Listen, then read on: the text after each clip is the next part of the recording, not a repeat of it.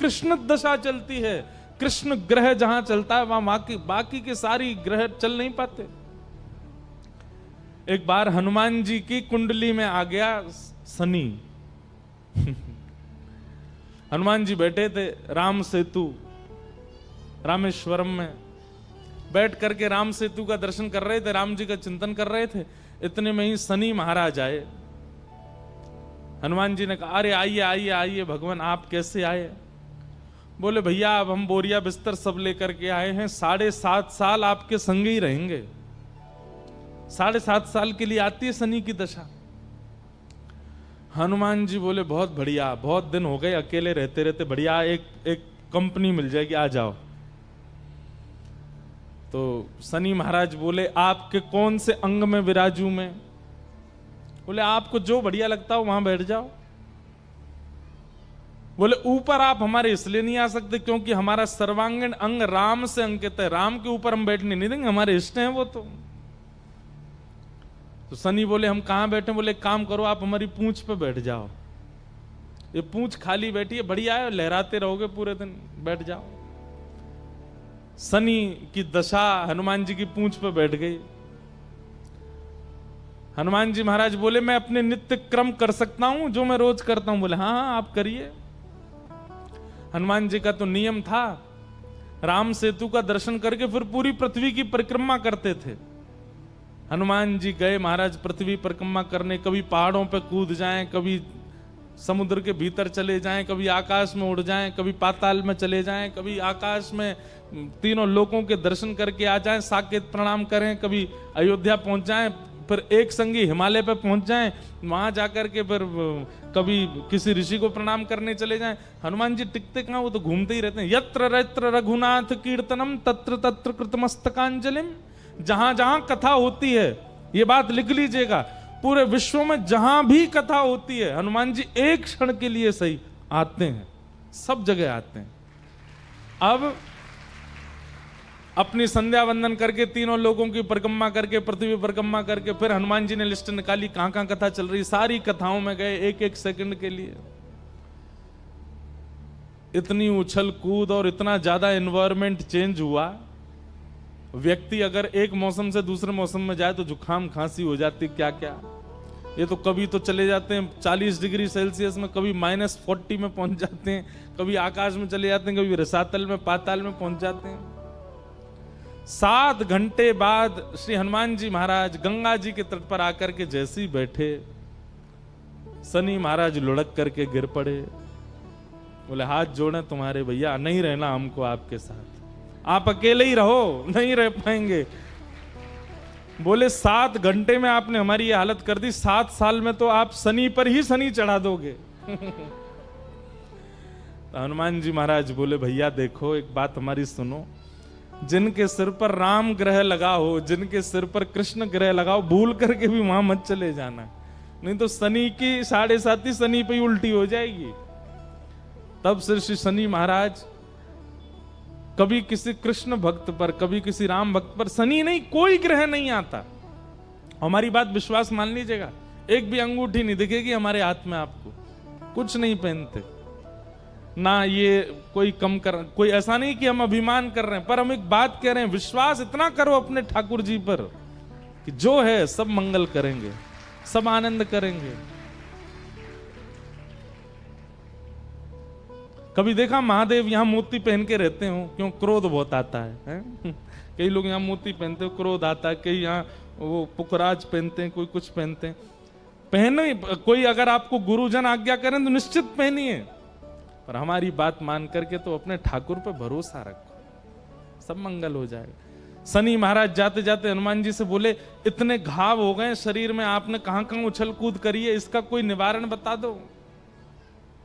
तो हनुमान जी महाराज ने राम नाम पढ़ करके सरसों का तेल चढ़ा दिया शनि महाराज पे, तब से लेके आज तक सरसों का तेल ही चढ़ रहा है शनि जी पर। आपके यहाँ महाराष्ट्र में एक स्थान है, अहमदनगर के पास में गया था, शनि सिग्नापुर, बहुत पहले छोटा था तब दर्शन करने गया था। अद्भुत स्थान शनि महाराज का। तो सब देवों को प्रणाम किए, सब ग्रहों को प्रणाम कीजिए, लेकिन अपने इष्ट पर विश्वास कीजिए, वो इष्ट सब मंगल करेंगे। महाप्रभु जगन्नाथ जी जिसके चित्त में विराजमान, जिसके नेत्रों में विराजमान, जिसकी बुद्धि पर विराजमान, उस पर कोई ग्रह अपना वश नहीं कर सकता। जैसे होती है ना, आप जंगल में जाओगे तो वहां टेरिटरी होती है, एक टाइगर की टेरिटरी में दूसरा टाइगर नहीं आ सकता। ठीक वैसे ही एक देश का राष्ट्रपति है, वहां दूसरे राष्ट्रपति को जाने के लिए अनुमति लेनी पड़ती है। तो अपने देह के, अपने जीवन के राष्ट्रपति श्री जगन्नाथ जी को बनाओ, कोई और आ ही नहीं पाएगा, कोई और अपना आक्रमण कर ही नहीं पाएगा। तो ऐसे महाप्रभु जगन्नाथ जी को बारंबार प्रणाम करते हैं। बोलो जगन्नाथ जगन्नाथ जगन्नाथ रक्षमाम, महाबाहो महाबाहो महाबाहो महिमा। तो ये भी नियम हो ही गया कि रोज जगन्नाथ जी को याद करके कथा में जाएंगे। आज हम कथा थोड़ी सी हनुमान जी की तरह हम भी थोड़े न भागेंगे, आप सब लोग ध्यान पूर्वक सुन लीजिएगा। तो कल हम लोगों ने सुना कि पांडवों ने स्वर्गारोहण किया और अपने बालक परीक्षित को राज्य गद्दी पर बिठाया। परीक्षित ब्राह्मणों के नेतृत्व में धीरे धीरे बड़े हुए। एक दिन राजा परीक्षित जब राजा बन गए, उनका विवाह हो गया, उनके बच्चे भी हो गए, एक दिन भ्रमण के लिए निकले, तब उनको कलयुग मिला। और कलयुग कैसे मिला? वृषभ के 4 पैर होते हैं बैल के, 3 पैर काट चुका है, 1 पैर बचा है, उसको भी काट रहा है। बहुत सावधानी से सुनिएगा। वृषभ यानी बैल, यानी कि हमारा धर्म। धर्म के 4 पैर होते हैं, सत्य, दान, दया और पवित्रता। ये 4 गुण यदि आपके अंदर हैं तो आप धार्मिक माने जाओगे, नहीं तो नहीं। सबसे पहला सत्य, दूसरा दान, तीसरा दया और चौथा पवित्रता। सत्य, दान, दया और पवित्रता, अगर ये 4 गुण आपके अंदर नहीं है तो आप धार्मिक नहीं हो। कलयुग इन 4 को ही नष्ट करने का प्रयास करता है और धीरे धीरे ये 4 ही हम सब में कम होती जा रही हैं। सत्य दूर दूर तक नहीं है अब हमारे जीवन में, असत्य संभाषण करते हैं। आप लोग एक काम कीजिए, वो कई लोग काउंटर लगा के रखते हैं हाथ में, नाम जप करते हैं, वो काउंटर खरीद लीजिए और रखिए अपने हाथ में, और प्रतिदिन आप विचार किया कीजिए कि आज सुबह उठने से रात्रि सोने तक मैंने एक भी झूठ नहीं बोला, उसको दबाइए और सहज रहिएगा। या फिर जब भी आप झूठ बोलते हैं तब उसको दबाइए, ये ज्यादा अच्छा है, दबता तो भी रहेगा। और हर महीने की 30 तारीख को चेक किया कीजिए कितना संख्या पहुंची उसकी। नाम जब तो सब लोग गिन लेते हैं, उसमें हमने 2000 नाम जपे, 2.5 लाख नाम जपे, हमने 5 लाख नाम जपे। उसका हम विरोध नहीं कर रहे, करना ही चाहिए, नाम जप के लिए होनी चाहिए। काउंटर रखो, माला रखो, जो आपको अच्छा लगे रखो, पर एक बार मेरे कहे से उसको शून्य कीजिए और अब नाम जप मत गिनिए उसमें। आप असत्य कितना बोलते हैं, जब जब आप असत्य, एक बच्चे को भी आप जब झूठ बोलते हो ना कि अच्छा चल शाम को तुझे घुमाने ले जाऊंगा, झूठ बोल दिया कि शांत हो जाए, तब भी दबाओ। और हर महीने की 30 तारीख को देखा कीजिए, इतना महीने में नाम जप नहीं होता होगा जितना झूठ बोलते हैं हम अपने आप को धार्मिक बोलते हैं? नहीं, असत्य संभाषण। और धर्म का पहला स्वरूप क्या है? सत्य। दूसरा स्वरूप है दान। और दान का स्वरूप हमारे यहां हमेशा ऐसा बताया गया कि दिया गया और देकर के विस्मृति। हमने किसी को दिया, देने के बाद हम भूल गए, लेकिन हम लोगों को याद रहता है। जब जब वो व्यक्ति हमारे सामने से निकलता, मैंने ही तो दिया था इसको ये, मैंने ही तो दिलवाया था इसको ये। हमारे शास्त्र कहते हैं जिस प्रकार आप वमन करने के बाद, मुख में कुछ खा के चबा के उगलने के बाद उस वस्तु को देखना भी प्रिय नहीं समझ, जबकि वो आपका ही है, ठीक वैसे ही दान करने के बाद जिस प्रकार आप वमन को स्वीकार नहीं करते, इस प्रकार उस दान के धन को, वस्तु को भी स्वीकार नहीं करना चाहिए। हम लोग दान करते हैं पर हमारे चित्त में यह भावना होती है कि जो दान किया गया है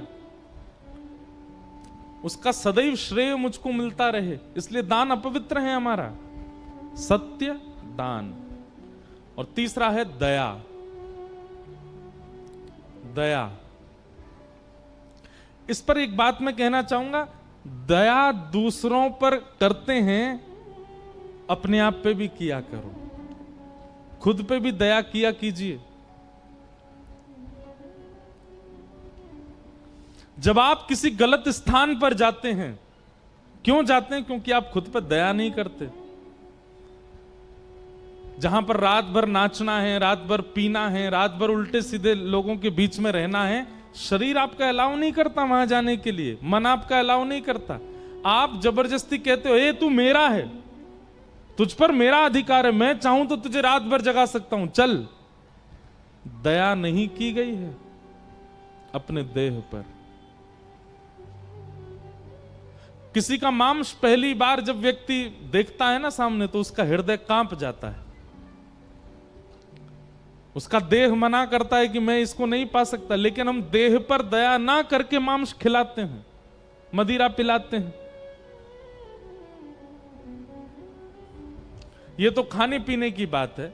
लोगों के साथ जब आप दुर्व्यवहार करते हो, किसी पर क्रोध करते हो, किसी के ऊपर ईर्ष्या करते हो, किसी के ऊपर मोह करते हो, उस समय भी आपका देह अलाउ नहीं करता, पर आप जबरदस्ती करवाते हो। तो दया कहीं ना कहीं खुद पे करनी चाहिए कि मैं अपने जीवन से, अपने शरीर से, अपने मन से मैं ऐसा व्यवहार ना करूं कि बाद में मुझे ग्लानि हो कि मैंने ऐसा क्यों की। आजकल दूसरों से ज्यादा अपने पर दया करना प्रारंभ कीजिए।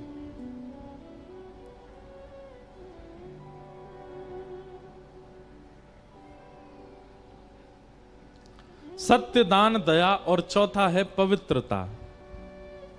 धर्म का चौथा रूप है पवित्रता। पवित्रता के रूप में हम लोग केवल शरीर को पवित्र करते हैं, पर मन, बुद्धि, चित्त इतने अपवित्र हैं कि भीतर कोई झांक के देख ले।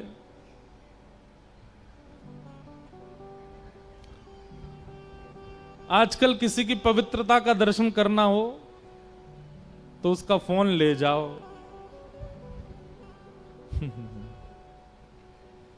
हमारे भाई लोग जो संग रहते हैं, कभी कभी हम उनका फोन धर लेते हैं, रात भर नींद नहीं आती उनको।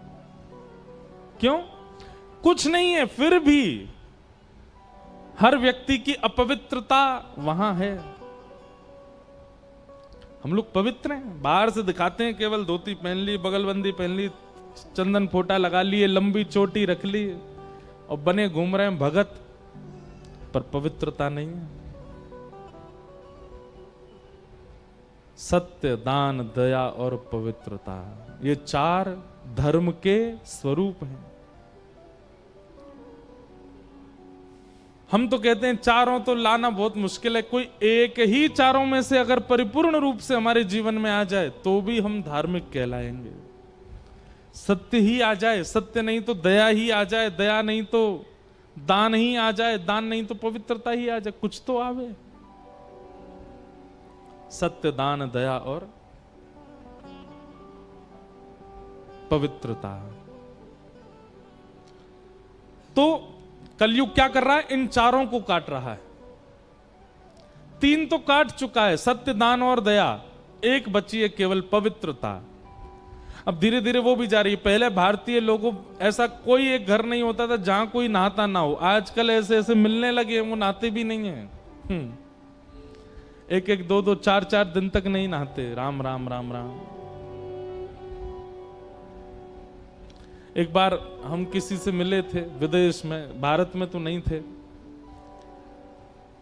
तो हमने पूछा, मैंने कहा आप सुबह कितने बजे ऑफिस जाते हो? बोले 7 बजे। मैंने अच्छा, उठते कितने बजे हो? बोले 6:45। मैंने कि 6:45 बजे उठ के 7 बजे चले जाते हो आप? मैंने बाकी नित्य क्रम आदि आपका? बोले हाँ, बस 6:45 बजे उठे, वॉशरूम गए, फ्रेश अप हुए। मैंने कहा फिर भी 15 मिनट में स्नान, ध्यान, ब्रश, नहाना धोना सब कैसे हो जाता? नहीं नहीं नहीं, मैं तो रात में नहा के ही सोता हूं, सुबह उठ के तो फ्रेश अप हुआ, चला गया।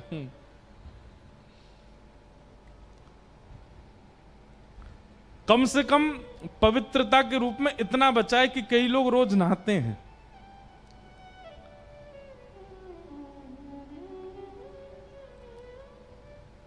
स्नान तो करते हैं रोज, इतनी पवित्रता है बस, इसके अलावा और कुछ पवित्र नहीं है। ना विचार पवित्र है, ना स्मृति पवित्र है, ना ध्यान पवित्र है,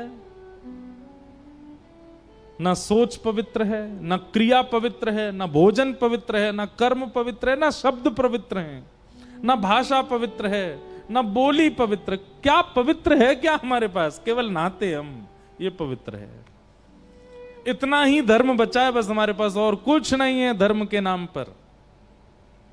और कलयुग धीरे धीरे इसको भी नष्ट कर देगा। एक समय ऐसा आएगा, व्यक्ति एक दिन नहाएगा, 15 दिन की छुट्टी हो गया। बीच में अभी वो सैनिटाइजर शुरू हुआ था ना, लोग उसको इतना पवित्र मानते हैं कि कई जगह तो हाथ नहीं धोते हैं, उसी से ही बस ये कर लिया, उनको लगता है हाथ धुल गए हमारे। ऐसा ही भविष्य में आप लिख लीजिएगा, भुसावल में बोल के जा रहे हैं हम, भविष्य में एक ऐसा एक इक्विपमेंट आएगा, ऊपर से नीचे यूं घुमा देंगे, बोले हो गए स्नान, चलो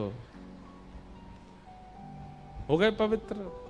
आएगा जरूर, उसमें फिर ये कह दिया जाएगा समय बचता है और शुद्धता सी लगती है, चेहरे पर ग्लो आ जाता है, काले से गोरे हो जाते हो, यही अपनाओ सब लोग, वही करेंगे।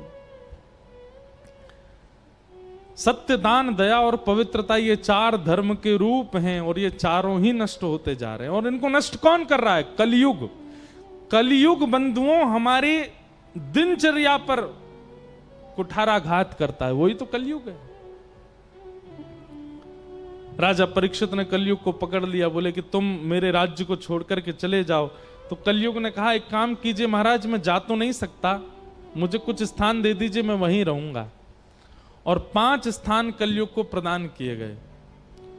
द्यूतम पानम स्त्रियः सूना यत्रा धर्मश्चतुर्विधा। 4 स्थान दिए, द्यूतम पानम स्त्रियः सूना और पुनश्च याचमानाय जात रूप मदात प्रभु। 5 स्थान बार बार मांगने पर 5वां स्थान दिया। कौन कौन से स्थान है? जुआ, मदिरा पान, पर स्त्री पर पुरुष संग, कलेश लड़ाई झगड़ा और बिना मेहनत के कमाया गया धन। ये 5 स्थान कलयुग के हैं। इनमें से एक में भी अगर आपका प्रवेश है तो कलयुग आपको छोड़ेगा नहीं। इसलिए कम से कम इन 5 जगहों से बचिए, जुआ मत खेलिए, जीव पर ऐसी कोई वस्तु धारण मत कीजिए जिस वस्तु से आपका माइंड अनकॉन्शियस होता हो। द्यूतम पानम स्त्री, पर स्त्री पर पुरुष संग मत कीजिए। सूना यानी कि हिंसा मत कीजिए। और अंतिम है बिना मेहनत के धन मत कमाइए। भूखे रहना मंजूर है पर बिना मेहनत के नहीं कमाएंगे। ये 5 स्थान कलयुग को देने के बाद राजा परीक्षित स्वयं भटक गए और एक मुकुट जो कि जरासंध का था उसको अपने सिर पर धारण किया। कलयुग ने मति भ्रमित कर दी और राजा परीक्षित ने एक शमिक ऋषि नामक ऋषि थे, उनके गले में मरा हुआ सर्प डाल दिया। कथा बहुत बार कही है, बहुत विस्तृत है, इसलिए मैं सूक्ष्म में ही सुना रहा हूं। एक ऋषि के गले में मरा हुआ सर्प। अब इसमें एक बात बहुत समझने की है, कलयुग जब आप पर प्रहार करेगा, आपके जीवन में जब कलयुग आएगा तो सबसे पहला कलयुग का दर्शन कहां होता है? वैष्णव अपराध। कोई वैष्णव, कोई भगवत भक्त, उसके प्रति आपको कुबुद्धि होने लग जाए, उसके प्रति आपको दोष बुद्धि प्रकट होने लग जाए, समझ जाओ ये कलयुग का प्रभाव है।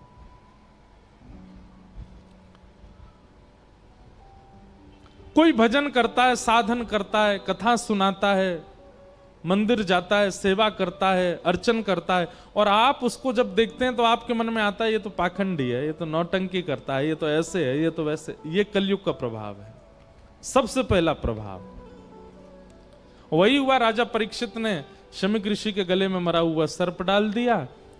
ये दृश्य शमीक ऋषि के पुत्र श्रृंगी को जब पता चला कि मेरे पिता के गले में मरा हुआ सर्प डाल दिया, उन्होंने श्राप दे दिया। आज के ठीक 7वें दिन तक्षक सर्प के दंशन से राजा परीक्षित की मृत्यु हो जाएगी। राजा परीक्षित को जैसे ही पता चला कि मुझे मृत्यु का श्राप लगा है, मुकुट उतार दिया था तो जो कुबुद्धि प्रगति थी वो शांत हो गई, और राजा परीक्षित बहुत व्याकुल हो गए। अब मैं क्या करूं? अपने पुत्र को राज्य गद्दी पर बिठा करके राजा परीक्षित गंगा के तट पर चले गए और वहां संतों से जाकर के बोले, जल्दी मरने वाले की मुक्ति का उपाय बताइए। तभी वहां सुखदेव जी का आगमन हुआ और सुखदेव जी ने राजा परीक्षित को भागवत की कथा सुनाई। बोलो भक्तवत्सल भगवान की। ध्यान से सुनिएगा। राजा परीक्षित कहते हैं कि जल्दी मरने वाले की मुक्ति का उपाय क्या है? तब यहां से द्वितीय स्कंद की कथा प्रारंभ होती है और श्री सुखदेव जी महाराज बोलना प्रारंभ करते हैं। वरीयानेशते प्रश्न क्रतो लोकहितं नृप आत्मवेद सम्मतः पुंसाम् श्रोतव्यादिषु यपर। राजन, तुम मुक्ति का उपाय मत पूछो।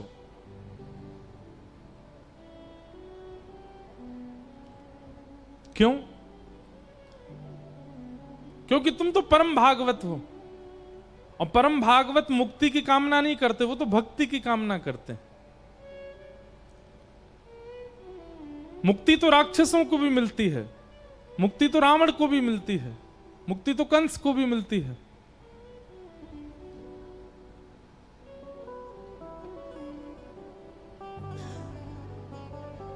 श्री पुंडलीक वरद श्री हरि विठल ज्ञान देव तुकाराम श्री पंडरीनाथ भगवान की।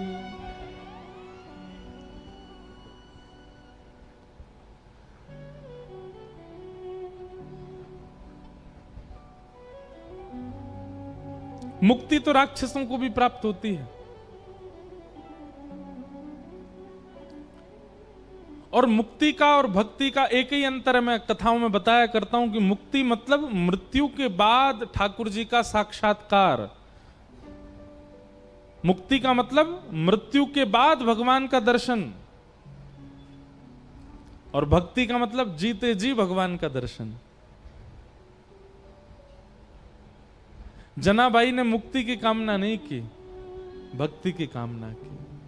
मीराबाई ने मुक्ति की कामना नहीं की, भक्ति की कामना की। कर्माबाई, करमेती बाई, ये सब वो हैं जिन्होंने कभी मुक्ति की कामना। भगवान स्वयं श्रीमद् भागवत में कहते हैं, दीयमान न ग्रहणंती, मैं 5 प्रकार की मुक्ति प्रदान करता हूं पर वो मुक्ति की कामना नहीं करते मैया, वही मेरे अनन्य भक्त हैं। भगवान कपिल बताते हैं देवूती माता को, मुक्ति की कामना नहीं करते। जनाबाई का प्रसंग आता है कि श्री जनाबाई चक्की पीसती थी रात को। आज भी आप पंढरपुर जाएंगे तो वहां गोपालपुर गांव है पास में, ऊपर जाकर के दर्शन करना, आज भी चक्की है कर्माबाई जनाबाई की। तो जनाबाई का नियम था कि जब वो चक्की पीसती थी ना, तो पीसते पीसते गाती थी, और वो स्वर इतना अच्छा लगता था ठाकुर जी को, इतना प्रिय लगता था कि ठाकुर जी आधी रात में मंदिर से भाग करके आते थे जनाबाई के पास, और ठाकुर जी बैठ करके सुनते थे, जनाबाई चक्की पीसती थी। अब मुझे अभंग तो याद नहीं है मराठी के,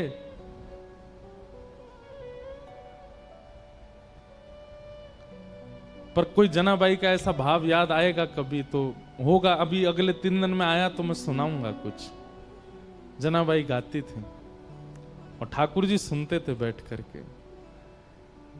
रोज आते थे ठाकुर जी और रोज जनाबाई गाती थी और वहीं बैठ करके श्री ठाकुर जी सुनते थे। एक दिन ठाकुर जी गए और जनाबाई ऐसे चक्की पीस रही थी, तो ठाकुर जी बोले, ए जना ये चक्की मत पीस। तो जनाबाई बोली, क्यों? ये घर घर घर आवाज करती है तो तेरा स्वर जो है वो अच्छे से मुझे सुनाई नहीं देता, इसको नहीं पीसेगी शांति रहेगी, तेरा स्वर स्वच्छंद सुनाई देगा मुझको। आप विचार करो ठाकुर जी को कितना प्रिय लगता है। तो जनाबाई बोलती, चक्की नहीं पीसूंगी तो आटा कहां से होगा, आटा नहीं होगा तो रोटी कैसे बनेगी, रोटी नहीं बनेगी तो फिर सब खाएंगे क्या, और सब कुछ नहीं खाएंगे तो फिर मुझे डांटनी पड़ेगी, है आटा नहीं है। तुम तो बस सुनने आ जाते हो रोज रोज यहां पर, मुझे तो सुबह रोटी बनानी, नामदेव जी पूरा परिवार भोजन करेगा। नामदेव जी के यहां सेवा करती थी ना जनाबाई।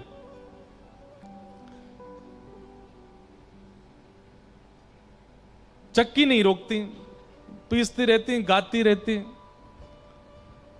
ठाकुर जी बोले, नहीं नहीं चक्की रोको, मुझे तुम्हारा स्वर सुनना है। तो जनाबाई बोलती, थोड़ा सा रह गया है, एक काम करो, अब मैं पीसूंगी तो धीरे धीरे चलेगा, तुम भी हाथ लगाओ थोड़ा सा। तो ठाकुर जी हाथ लगाते जनाबाई के साथ और साथ में बैठ करके दोनों पीसते, और पीसते पीसते जनाबाई गाती, ठाकुर जी को सुनाती।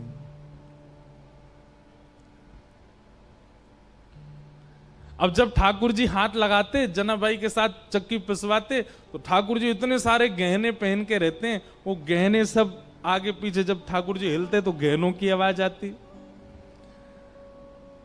जनाबाई बोलती, अब मेरी चक्की परेशान नहीं कर रही, तुम्हारे गहने परेशान कर रहे हैं।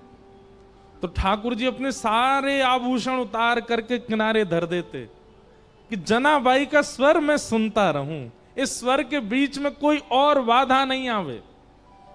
और ठाकुर जी अपने सारे आभूषण उतार करके किनारे में धरते और जनाबाई के साथ धीमे धीमे चक्की पिसाते और जनाबाई गाती।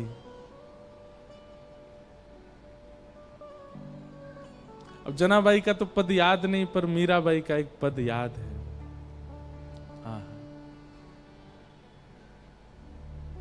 व्याकुल प्राण धरत नहीं धीरज, व्याकुल प्राण। सुनिए बस, ताली मत बजाओ।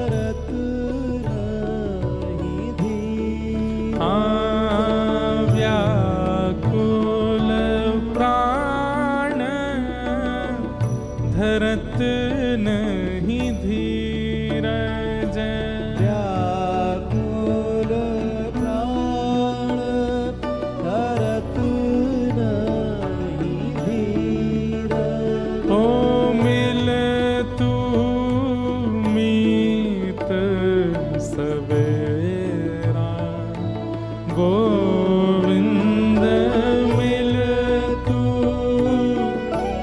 मीराबाई कह रही है, मेरे प्राण अब धीरज नहीं रखते हैं, मैं इन प्राणों को कब तक बचा करके रखूं, श्याम सुंदर अब तो मिल जाओ ना मुझे। पिया मोरा गोविंद कब मिले, पिया मोरा गोविंद कब मिले, पिया मोरा। देखो ये भी एक संयोग है, मीराबाई का पद है पर नेत्र बंद करके दिख जनाबाई रही। जनाबाई चक्की पीस रही हैं, ठाकुर जी हाथ लगवा रहे हैं, अपने सारे गहने उतार करके ठाकुर जी, कोई आवाज ना हो, हाथ के अपने स्वर्ण के कड़ूला भी उतार दिए, पैर की पाजेब, क्योंकि ठाकुर जी हिलते हैं तो आवाज होती है। स्वच्छंद जनाबाई का स्वर मेरे कान में जाना चाहिए। और ठाकुर जी नेत्र बंद करके जनाबाई के स्वर सुनते हैं। जनाबाई कहती है, कुछ भोजन किया आपने? ठाकुर जी कहते हैं, हाँ किया। क्या पाया? विठल भगवान कहते हैं, पूरन पोली पाई। अच्छा, पूरन पोली पाई? बोले हाँ। और कल क्या खाया था आपने? ठाकुर जी बोले, कल भी पूरन पोली। परसों क्या खाया था? और छोटी सी जनाबाई, उसको कुछ और तो आता नहीं बात करना, ठाकुर जी से ऐसी बात करती है, सहज बात। आज नहाए थे, पानी गर्म था कि ठंडा था, ऐसे पूछती है। एक बात लिख लीजिएगा भैया, ठाकुर जी चतुरों को नहीं मिलते, सरल को मिलते हैं, सहज को मिलते। जो ज्यादा जानता ही नहीं दुनियादारी, उसको मिलते हैं ठाकुर जी। जनाबाई कहती, परसों भी पूरन पोली खाई थी? बोले हाँ। और उससे पहले? बोले उससे, जब से मंदिर में बैठा हूं तब से पूरन पोली खाता हूं रोज। जनाबाई के नेत्र आंसू आ गए। बोले मुझे कोई रोज पूरन पोली खिलाए, मेरा तो मन नहीं करेगा।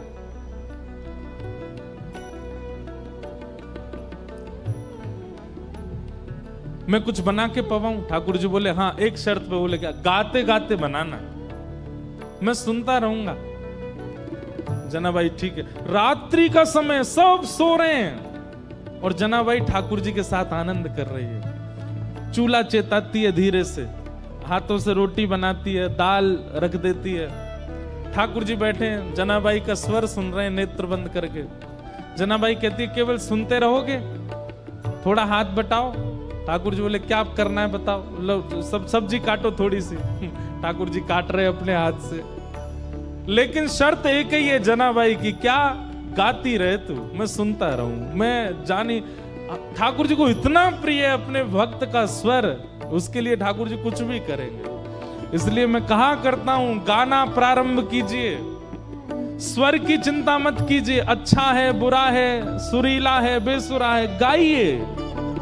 ठाकुर जी को बहुत प्रिय लगता है। कब मिले पिया मोरा गोविंद, कब मिले पिया मोरा गोविंद, कब मिले पिया मोरा गोविंद, मिले पिया। प्रसाद शुद्ध कर देती है जनाबाई। ठाकुर जी के आगे जब पधराती है, ठाकुर जी पाने बैठते हैं। अच्छा, पेट भरा हुआ है ठाकुर जी का, प्रसाद पाके आए मंदिर से, लेकिन जना ने बनाया है और गाते गाते बनाया है, इसलिए ठाकुर जी लोभ में पा रहे हैं। और बीच बीच में जनाबाई के कुछ मन में आ जाता है, ऐसे नहीं ऐसे पाओ। अपने हाथ से तोड़ के खुद खिलाती है और ठाकुर जी पाते हैं उसके हाथ से। ये मुक्ति में प्राप्त नहीं हो सकती स्थिति, ये तो भक्ति में ही प्राप्त होगी। मुक्ति में तो क्या होगा, वैकुंठ में एक जगह मिल जाएगी, बैठे रहो वहां पे। पर भक्ति में तो जीते जी अभी इसी अवस्था में, इसी स्थिति में, इसी काल में, इसी जन्म में ठाकुर जी प्रत्यक्ष सामने आ जाएंगे और वो सब अनुभव प्रदान करेंगे जो सब भक्तों को प्राप्त होते हैं। और बहुत अच्छा चरित्र है जनाबाई का। इसके बाद की लीला थोड़ी सी हृदय को थोड़ी पीड़ा तो देती है, पर है लीला। फिर ऐसा हुआ कि सुबह का समय हो गया, ठाकुर जी बैठे रहे पूरी रात। इतने में ही मंगल बाजे बजने लगे, घंटे घड़ियाल बजने लगे। पंडरीनाथ भगवान की मंगला आरती, उसको काकड़ा आरती बोलते हैं, काकड़ा आरती का समय हुआ। ठाकुर जी बोले, ए जना, मैं तो भूल ही गया। क्या हो गया? बोले, मंदिर में आरती होने वाली है। तो तो जनाबाई बोली जल्दी जाओ, मंदिर जाओ। और जनाबाई थोड़ी भावुक हो गई। ठाकुर जी बोले तू क्यों भावुक होती? बोले पूरे दिन कल सोए नहीं, रात भर मैंने सोने दिया नहीं, अब फिर से दिन में जाके उठ जाओगे, ठंडे ठंडे पानी से सब तुमको नहलाएंगे, तुमको दूध से नहलाएंगे, बिल्कुल आराम नहीं करने दिया मैंने। ठाकुर जी बोले तू भी तो नहीं करेगी तो मैं भी नहीं करूंगा। इतना सुख ठाकुर जी जनाबाई को। तो तुरंत ठाकुर जी जाने लगे तो जनाबाई से बोले ए सुन, तू अपनी सॉल दे दे। क्यों? ऐसे जाऊंगा तो सब पहचान जाएंगे मुझको, वहां पुजारी पंडा सब भारी खड़े होंगे, थोड़ा धक्के जाऊंगा खुद को तो किसी को पता नहीं चलेगा। और जनाबाई की सॉल लपेट करके श्री पंडरीनाथ भगवान पहुंचे मंदिर। बाहर पंडा पुजारी खड़े थे चुपचाप, ठाकुर जी मुंह ढकढका के भीतर घुस गए। पंडाओं ने सोचा कोई होंगे, भीतर के सेवक होंगे। और भीतर जाकर के ठाकुर जी जैसे ही अपनी वेदी के ऊपर खड़े हुए ही थे, इतने में ही कपाट खुल गए, सॉल उतार ही नहीं पाए ठाकुर जी। और ऐसे जैसे खड़े भये कपाट खुले, सब लोग जय जयकार करने लगे, पंडरीनाथ भगवान की जय, रुक्मणीनाथ भगवान की जय।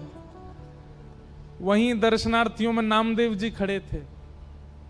नामदेव जी ने जैसे ही ठाकुर जी को, नामदेव जी का नियम था रात्रि शयन के दर्शन करके जाते थे, फिर सुबह मंगला में आते थे। रात्रि शयन में ठाकुर जी इस सॉल में तो नहीं थे। और नामदेव जी के घर में ही सेवा करती है जनाबाई। और जनाबाई की सामग्री नामदेव जी को पता है वो क्या पहनती है। नामदेव जी तुरंत बोले ये सॉल तो मैंने कहीं देखी है जो पंडरीनाथ पहने, रात में तो नहीं थी, ये सुबह कहां से आ गई? नामदेव जी बोले कहां देखी कहां देखी कहां देखी। सोचते सोचते सोचते उनको याद आया, अरे ये तो हमारे घर में सेविका जना पहन के घूमती है, ये तो वही सॉल है। उसकी कढ़ाई आदि बिल्कुल वैसी थी। तो कई बार आश्चर्यचकित वस्तु दिखती है तो आप अचानक से बोल पड़ते हो, और नामदेव जी बोल पड़े ये तो जना की सॉल है। अब नामदेव जी जितनी देर सोच रहे थे उतनी देर वैसे ही मंदिर में बड़ी भगदड़ हो गई थी। क्यों? क्योंकि जैसे ही कपाट खोले और ठाकुर जी का जब दर्शन किया तो ठाकुर जी के जितने आभूषण थे वो थे ही नहीं। क्यों? ठाकुर जी तो रात में वहीं चक्की पर छोड़े आए थे जनाबाई के पास में। और यहां सब मंदिर में भाग दौड़ होने लगी, बोले अरे ठाकुर जी के आभूषण कहां है, आभूषण कहां? और इसी समय नामदेव जी सोच रहे थे सॉल किसकी है, और अचानक से उनके मुख से निकला ये सॉल तो जना की है। सारे पुजारियों ने रुक के कहा, क्या कहा? ये सॉल जनाबाई की है? बोला हाँ।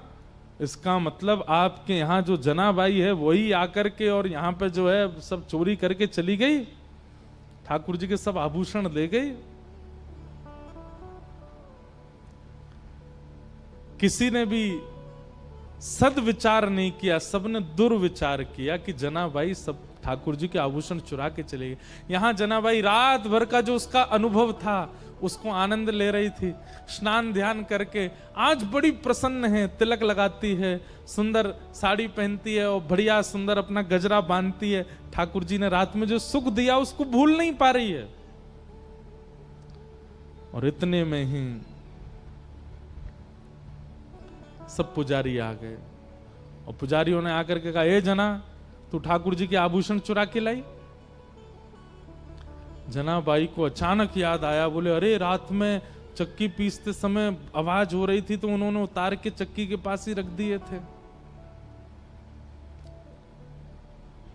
अब जनाबाई इतने लोगों को कैसे समझाए? प्रेम का यह स्वरूप है कि वो संख्यकों को नहीं समझाया जा सकता। अब जनाबाई बोलती कि वो आए थे, पिसवा रहे थे, कौन सुनने को तैयार होता उस समय? पुजारियों ने कहा ऐसे नहीं बताई कि ढूंढो, अंदर जाकर के सब देखा तो चक्की के पास ही ठाकुर जी के आभूषण मिल गए। ठाकुर जी की लीला कैसी विचित्र है, कभी कभी तो गुस्सा आ जाता है ठाकुर जी पे, ऐसा क्यों करते हैं ठाकुर जी? खुद ही छोड़ के गए सारे आभूषण। सब पुजारियों ने जनाबाई को घेर लिया, बोले कि इसने हमारे ठाकुर जी के आभूषण चुराए हैं, इसको दंड मिलना चाहिए।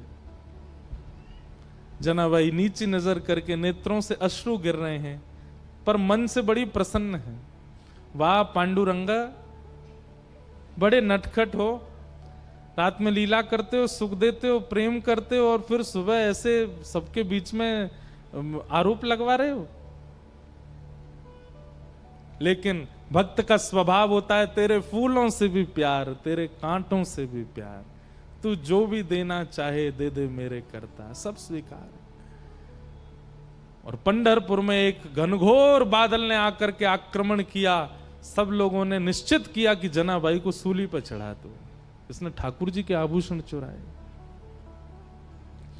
लोगों को पता चले कि पंढरीनाथ भगवान की किसी भी वस्तु का हरण करने से क्या होता है। थोड़ा सा रोष किया जनाबाई ने।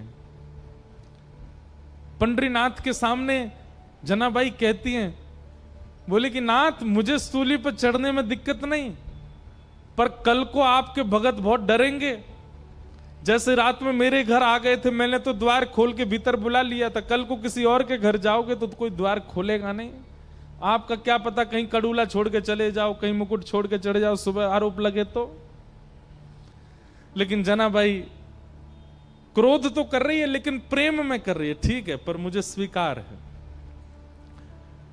किसी ने प्रश्न किया नामदेव जी ने क्यों नहीं रोका, क्योंकि नामदेव जी जान गए थे कि ठाकुर जी अब जना को संसार में नहीं देखना चाहते, उसको अपने नित्य निकुंज में बुलाना चाहते हैं, वो सदा उनके पास रहे, ठाकुर जी की वो इच्छा है। सब लोगों ने सूली बना दी और जनाबाई को उस पर चढ़ा दिया। लेकिन जैसे ही जनाबाई सूली के ऊपर गई, विट्ठल को स्मरण करके नेत्र सजल हो गए। ये हो नहीं सकता है, ये ठाकुर जी होने नहीं देंगे। और इतने में ही लाखों लोगों के सामने देखते देखते जो सूली बनाई थी वो पिघल गई, पिघल करके अंतर ध्यान हो गई, कोई सूली नहीं थी। जनाबाई स्वच्छंद खड़ी थी, ठाकुर जी ने उसको पिघला दिया, एक मोम की तरह पूरी सूली पिघल गई। लेकिन जनाबाई अब वापस संसार में आने वाली नहीं थी, और खड़े खड़े जनाबाई ने वहीं अपने देह का त्याग कर दिया और श्री ठाकुर जी की नित्य लीला में प्रवेश कर गई। आज भी जनाबाई का गोपालपुर गांव है पंढरपुर के पास, वहां सब व्यवस्थित है। जनाबाई के हाथ के थपे हुए कंडे जिनमें से विट्ठल विट्ठल स्वर आता था वो भी रखे हैं। और ठाकुर जी ने श्री नित्य लीला में प्रवेश करा दिया जनाबाई को। ठाकुर जी की लीला को कभी कोई नहीं समझ सकता, वो कब कहां क्या किस रूप में करना चाह रहे हैं। नामदेव जी के नेत्र सजल हो गए और पता चला कि श्री जना जो है ये तो ठाकुर जी की लीला में जा चुकी है। मुक्ति मृत्यु के बाद भगवान का दर्शन कराती है, पर भक्ति तो जीते जी ठाकुर जी का अनुभव करा देती है, ठाकुर जी का संग करा देती है। श्रीमद् भागवत का उद्देश्य मुक्ति प्रदान करना नहीं है। आप अन्य साधन, अन्य ग्रंथ, अन्य स्थानों पर जाकर के मुक्ति की कामना से कुछ भी करिए, भागवत जी तो केवल भक्ति प्रदान करती है, भक्ति प्रदान करने वाला ग्रंथ। श्री सुखदेव जी महाराज परीक्षित को भक्ति प्रदान करने की भावना से कथा सुनाने लगे।